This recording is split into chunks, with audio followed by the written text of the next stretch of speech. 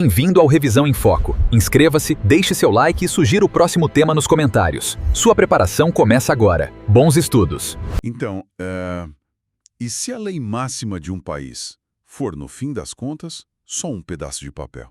Essa é a grande questão, né? Exato. Tipo, vamos imaginar um cenário onde políticos influentes, as grandes corporações, a elite financeira, simplesmente ignoram o que está escrito na Constituição. O que infelizmente não é tão difícil de imaginar. Pois é. E pior ainda, imagina que não exista absolutamente nada que o sistema de justiça possa fazer para frear esse abuso. Seria o caos absoluto. Bom, hoje nós vamos entender como a arquitetura jurídica brasileira construiu uma máquina colossal, tipo extremamente engenhosa e cheia de travas de segurança para impedir que o país caia nesse vazio. E é uma máquina fascinante de se estudar. Com certeza. A nossa missão nesta imersão é decodificar a verdadeira engenharia do controle de constitucionalidade. E, olha, não estamos aqui para listar incisos ou, sabe, ficar decorando regrinhas que quem estuda o tema já conhece de cor. Não mesmo, a ideia é ir mais fundo. O objetivo é construir a arquitetura mental de como esse sistema se defende, entender a engrenagem, o porquê de cada peça estar onde está. Exatamente. Certo?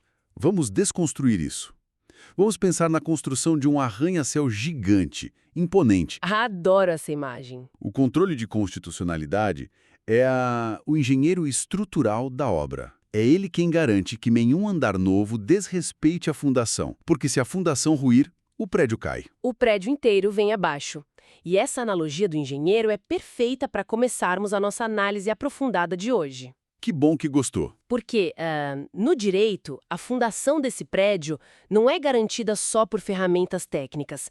Ela é segurada por ideias filosóficas muito profundas sobre o que é uma Constituição. Certo, porque não é só um documento histórico. Não, de jeito nenhum. É o verdadeiro alicerce de validade de tudo. E antes de entendermos como consertar uma lei quebrada, a gente precisa entender de onde vem esse poder supremo. A tal da guerra das teorias, né? Exato. A pedra fundamental aqui é a visão de Hans Kelsen. Ele desenhou o sistema como uma pirâmide normativa. A famosa pirâmide. Isso. A lógica é que uma lei ordinária lá na base, ela não tem valor nela mesma. Ela só é válida porque busca fundamento na norma superior, até chegar no topo. Que é a Constituição. Tudo tem que estar alinhado com o topo. Perfeito. A compatibilidade vertical. Mas, peraí, vamos trazer isso para a realidade. É muito bonito desenhar uma pirâmide no quadro, mas e se a Constituição for só um pedaço de papel que os poderosos ignoram? Ah, aí você tocou no ponto de Ferdinand Lassalle. Exato, os fatores reais de poder. Lassalle foi quem jogou um bonde de água fria nessa teoria pura. Ele dizia que se o papel não reflete quem manda de verdade, seja a elite econômica ou militar, ele é só uma folha de papel. Uma folha que vão rasgar na primeira crise. Exatamente. Mas o direito constitucional não podia parar nesse cinismo de Lassalle. Ainda bem, senão a gente ia fechar o livro e ir para casa. Verdade. E a resposta genial a isso veio com Conrad Hesse. Ele trouxe a força normativa da Constituição. Que é uma mudança de paradigma, né? Total. Hesse não era ingênuo, ele sabia dos fatores de poder de Lassalle. Mas ele provou que a Constituição tem uma força ativa.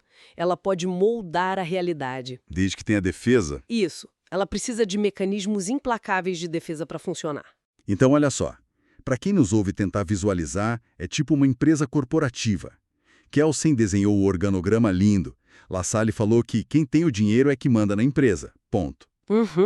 A pura realidade crua. Mas aí vem o Hesse e prova que, se as regras da empresa forem aplicadas com muito rigor, o CEO, que é a Constituição, realmente tem o poder de mudar a cultura da empresa inteira. Nossa, é o resumo perfeito. E o controle de constitucionalidade é justamente a ferramenta prática que dá vida a essa teoria do Hesse. O que nos leva à próxima questão. Se a Constituição é tão poderosa e precisa ser defendida, o que acontece quando uma lei falha em respeitar o topo da pirâmide? Bom, a gente precisa saber diagnosticar a doença, quais são os vícios que uma lei pode ter. A anatomia da lei falha. Isso. E o erro acontece de duas formas básicas: ação ou omissão. Ação é fazer o que não deve. Exato. O Congresso vai lá e aprova algo que agride a Constituição diretamente. Mas a omissão A omissão é mais sutil e muito danosa. Quando deixam de fazer algo exigido. Perfeitamente. A Constituição garante um direito, mas diz que precisa de uma lei para regulamentar. Se os políticos cruzam os braços e não criam a lei, o direito fica travado. Frustrando a eficácia da nossa fundação. Uhum.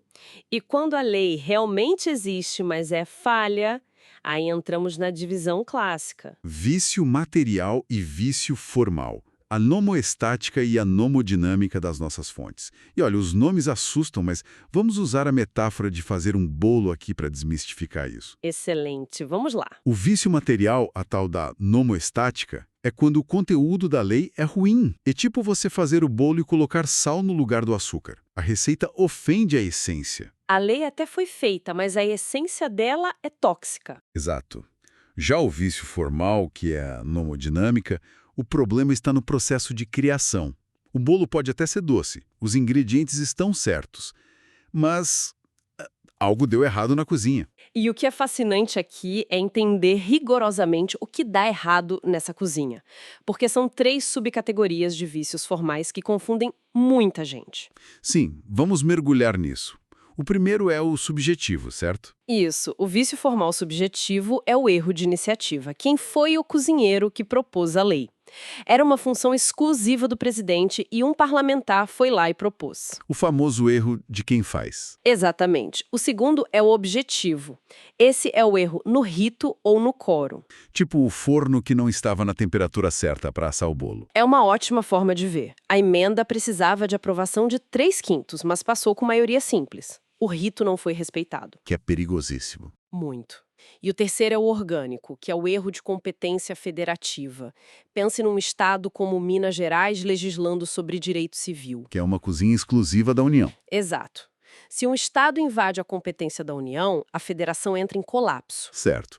Então é o como se faz versus o que se diz. Uhum. E agora que a gente já sabe diagnosticar a doença da lei, quem é o médico autorizado a dar o remédio? Porque o Brasil não escolheu um caminho nada simples. Nem um pouco simples. Nós adotamos um sistema híbrido. É uma mistura do modelo americano com o austríaco, né? Isso. Nós pegamos o controle difuso americano e fundimos com o controle concentrado europeu. Vamos falar do difuso primeiro. O juiz solitário.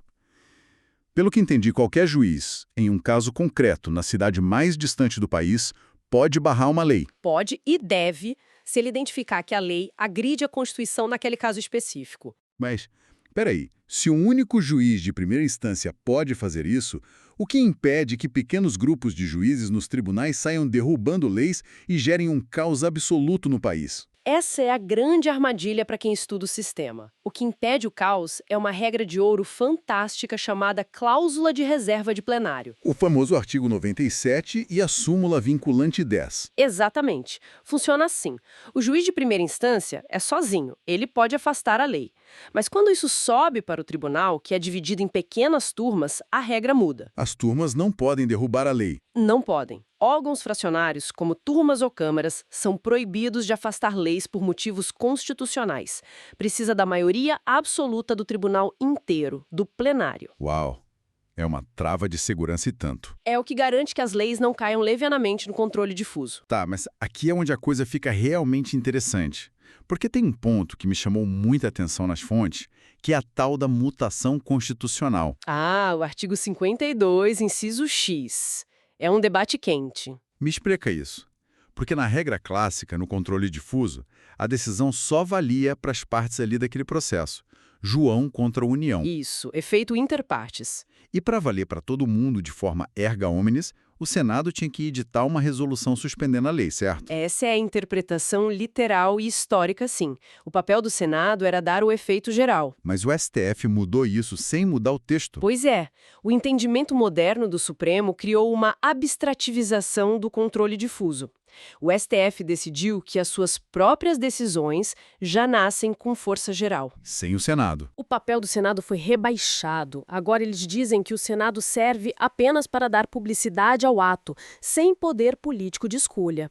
O texto do artigo não mudou nenhuma vírgula. Nossa, mas a interpretação virou de ponta cabeça. Completamente. E é por isso que se chama mutação. Então, se a gente pensar bem, o controle difuso está se comportando cada vez mais como uma ação direta. É uma fusão dos sistemas na prática. Mas se o sistema difuso já tem todo esse poder, por que a gente ainda precisa do controle concentrado? Porque o difuso foca em resolver o problema de um caso concreto que vai crescendo.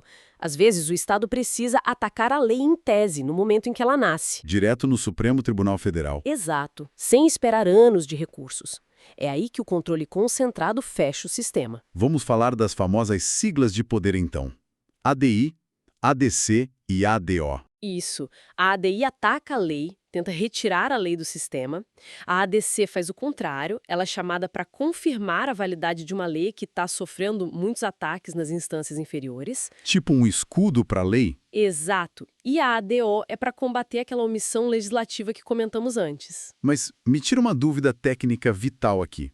Num processo de ADI no Supremo, quem defende a lei e quem ataca? Tem a AGU e a PGR, não é? É uma distinção técnica preciosíssima das nossas fontes.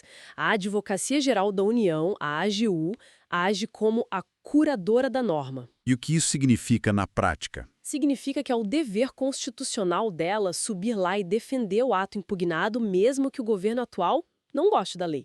Ela representa o interesse do Estado em manter o que foi legislado. É muito interessante. A AGU é tipo o advogado de defesa público da lei, obrigada a defendê-la mesmo que pareça culpada. E a PGR? A Procuradoria-Geral da República atua como custos legis, o fiscal da lei. A PGR zela pela integridade do sistema como um todo. Então, ela não é obrigada a defender a lei. Ela pode olhar e dizer, olha, essa lei é inconstitucional e tem que cair. Como se fosse um auditor independente do sistema. Exatamente isso. Entendi. Só que, lendo as fontes, eu vi que ainda sobram algumas situações que a ADI não resolve, né? Leis municipais ou leis muito antigas de antes de 88. Ah, sim. As frestas do arranha-céu. Para isso, nós temos a ADPF. A arguição de descumprimento de preceito fundamental, outra sigla gigantesca. Mas com um papel muito claro. A ADPF é o grande paraquedas do sistema brasileiro. O princípio-chave dela é a subsidiariedade. Como assim?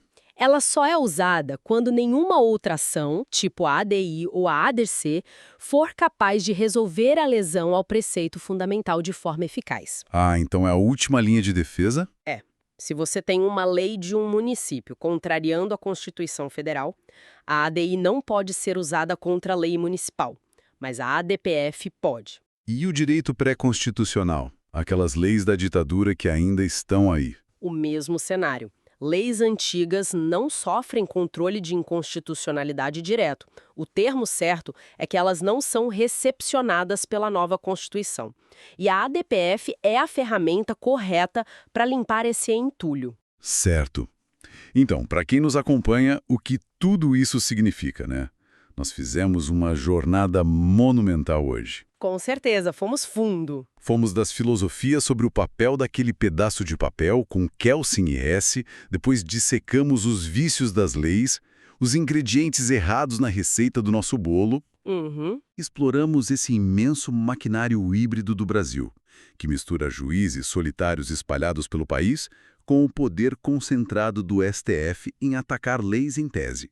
Tudo isso garante que o teto do nosso arranha-céu jurídico nunca desmorone. E se conectarmos tudo isso ao quadro geral da nossa sociedade, a gente percebe que esse conhecimento não serve só para passar em exames complexos. De forma alguma. É literalmente o manual de instruções que rege a própria organização da sociedade em que vivemos. Limita os poderes para proteger o cidadão. Perfeito. E para fechar nossa análise de hoje, eu queria deixar um pensamento mais provocativo. Vamos lá. Para quem nos acompanha, pensem juntos comigo no seguinte. Nós vimos que o STF usou a mutação constitucional para absorver aquele papel histórico do Senado, né, dando efeitos gerais para suas próprias decisões difusas. Centralizando a palavra final. Exato. E vimos que a ADPF serve como uma rede universal que captura qualquer norma municipal ou lei antiga que ficou fora do radar. Sim, cobrindo todos os buracos. Então a pergunta é, o nosso modelo híbrido não estaria, na verdade, caminhando silenciosamente para um monopólio absoluto do Tribunal Supremo? É um ponto de vista muito forte. onde a interpretação dos juízes no topo se torna, na prática, até mais poderosa que o próprio texto escrito original da Constituição. Fica a reflexão para quem está nos ouvindo. Sem dúvida, é algo fundamental para se questionar daqui para frente. É isso. Muito obrigado pela sua companhia nesta nossa imersão de hoje e para quem sempre acompanha nossos estudos, aquele abraço e até a próxima análise aprofundada. Obrigado por assistir até o final. Os links estão na tela e na descrição. Contribua com o Revisão em Foco.